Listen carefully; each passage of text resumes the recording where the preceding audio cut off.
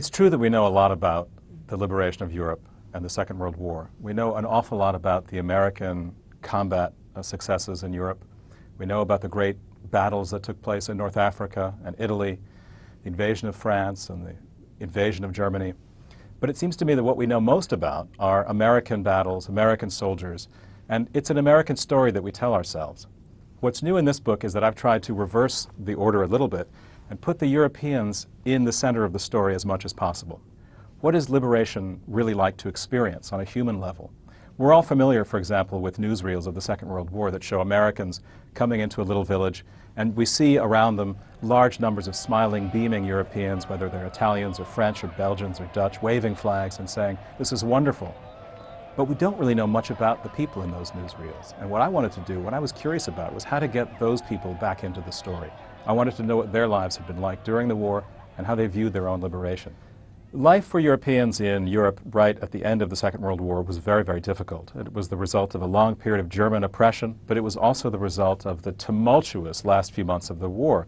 American and British aircraft had laid waste to much of Western Europe through a very, very heavy saturation bombing. The Russians had been coming in from the east and had done just the same, absolutely laying waste to much of Eastern Europe.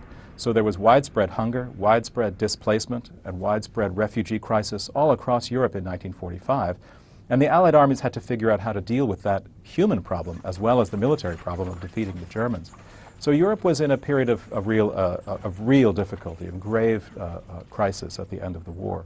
The reason that Americans and Europeans remember the war quite differently is very much tied up with the war itself. America won the Second World War. We're on the winning side, and we remember with great pride the sacrifices that our soldiers made to help liberate Europe. We're justly proud of what we accomplished as a nation.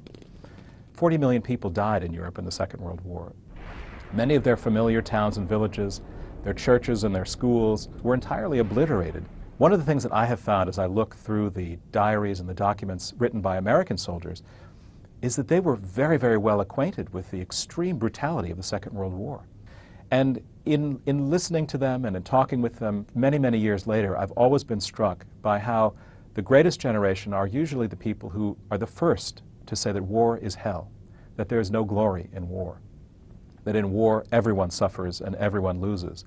So I believe that they're going to see in this book a painful story, but a story that they recognize.